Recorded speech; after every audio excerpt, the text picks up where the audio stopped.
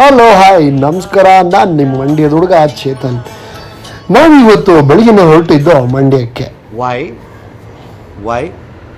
I don't understand. ಯಾಕೆ ಅಂತ ನೋಡ್ತಿದ್ರ, ನಮ್ಮ ದೊಡ್ಡಮ್ಮ 7 ವರ್ಷದಿಂದ ಒಂದು ಹರಕೆ ಹೊತ್ಕೊಂಡಿದ್ರು. ನಮ್ಮ ಅಣ್ಣಂಗೆ ಒಂದು ಒಳ್ಳೆ ಬ್ಯೂಟಿ ಸಿಗಲಿ ಅಂತ ದೇವ್ರಿಗೆ ಮರಿ ಬಲಿ ಕೊಡೋಕ್ಕೆ ಹರಕೆ ಹೊತ್ಕೊಂಡಿದ್ರಂತೆ.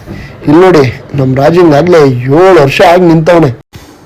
ನಾಳೆ ಹರಕೆ ಇದ್ದಿದ್ದರಿಂದ ಫ್ಯಾಮಿಲಿ ಫುಲ್ಲು ಎಂಟ್ರಿ 1 ಡೇ ಬಿಫೋರೇ ಆಗಿತ್ತು.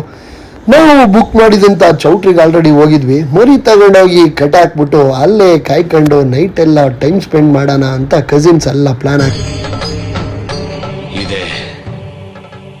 ಇಲ್ಲೊಂದು ಸಮಸ್ಯೆ ಖಂಡಿತ ಇದೆ.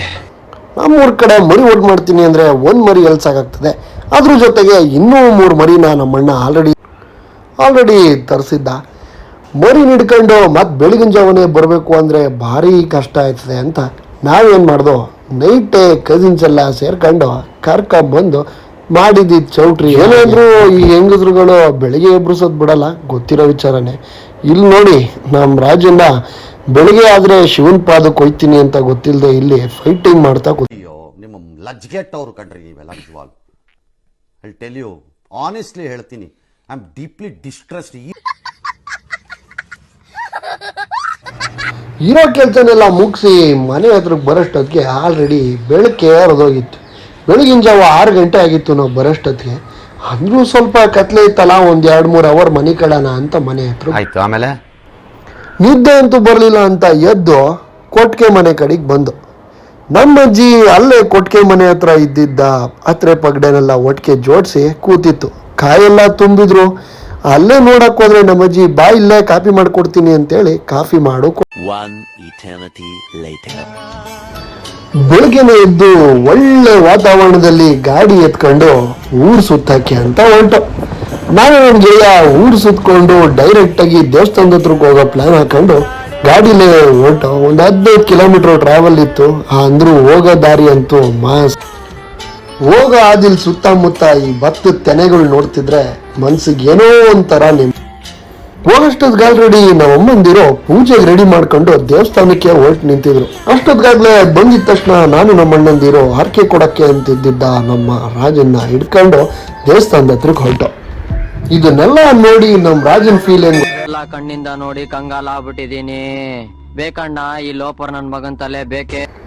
ಕರ್ಕೊಂಬಂದು ದೇವಸ್ಥಾನದ ಮುಂದಕ್ಕೇನೋ ಬಿಟ್ವಿ. ಇನ್ ಮುಂದಕ್ಕೆ ಸ್ವಾಮಿ ಕಾರ್ಯ ಸ್ವಕಾರ್ಯನೇ.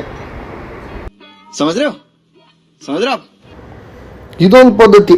ಬಲಿ ಕೊಡಕ್ ಮುಂಚೆ ಒಪ್ಪಿಗೆ ಆಯ್ತಾ ಇಲ್ವಾ ಅಂತ ದೇವ್ರಿಗೆ ಕೇಳೋ ಪದ್ಧತಿ. ತಲೆ ಹೋದ್ರದ್ಮೇಲೆ ಬೇಡ್ದಂಗೆ ಕತ್ತರಿಸ. ದೇವ್ರಿಗೆ ಒಳ್ಳೆ ಬುದ್ಧಿ ಬರ್ಲಪ್ಪ.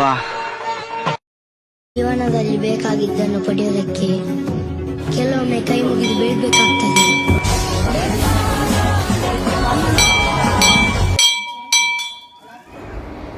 ಊಟಕ್ಕೆ ಲೇಟ್ ಆಗುತ್ತೆ ಅಂತ ನಮ್ಮ ಭಟ್ರು ಆಲ್ರೆಡಿ ಮಾಂಸ ತುಂಡರಿಸಿ ಆಲ್ರೆಡಿ ಒಲನ ಹಚ್ಚಿಕ್ಕಾಗಿತ್ತು. ಮಾಂಸನೇನೋ ಕಟ್ ಮಾಡಾಗಿತ್ತು. ಇನ್ನು ನೆಕ್ಸ್ಟ್ ನಮ್ಗೆ ಉಳ್ಕೊಂಡಿದ್ದು ಮುದ್ದೆ. ಮನೇಲಿದ್ದಾಗಂತೂ ಏನು ಮಾಡಲ್ಲ, ಅದೇ ಊರ್ ಕಡೆಗೆ ಬಂದಾಗ ಈ ಮುದ್ದೆ ಕಟ್ಟೋದು ಎಲ್ಲ ಕೈ ಮೇಲೈಸಿದ್ರೆ ಕೆಲಸ ಬೇಗನೆ ಆಯ್ತದೆ ಅನ್ನೋದು ನಮ್ಮ ಮಂಡ್ಯ ಜನದ ಒಗ್ಗಟ್ಟು ನೋಡಿ. ಅಡುಗೆ ಏನೋ ಆಯಿತು, ಎಲ್ಲ ಊರವ್ರು ಬರೋಕ್ಕೆ ಶುರು ಆದರು. ಹೋಗಿ ಊಟಕ್ಕೆ ಒಂದು ಪಂಕ್ತಿಲಿ ಹಾಕಿ ನಮ್ಮ ಹುಡುಗರು ಪಾರ್ಟಿ ಗೀಟಿ ತೋಟದ ಕಡೆ ಮಾಡ್ಕೊಂಡು ಮತ್ತೆ ವಾಪಸ್ ಬಂದು ಊಟ ಮಾಡಿ ಗುಂಡು ತುಂಡು ಎಲ್ಲ ಆಯಿತು. ಆರಾಮಾಗಿ ಕೆಲಸ ಎಲ್ಲ ಮುಗಿಸಿ ಕೂತ್ಕೊಳ್ಳೋಷ್ಟು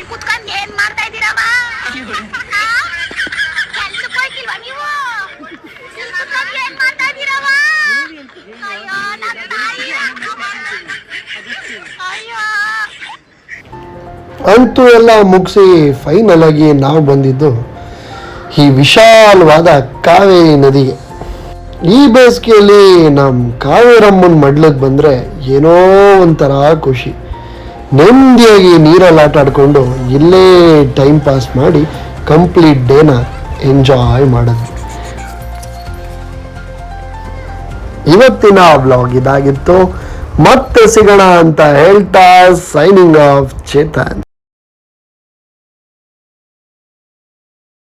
ಈ ಕಣ್ಣಲ್ಲಿ ಇನ್ನೀ ಏನೇನ್ ನೋಡ್ಬೇಕೋ ಕಾಣೆ.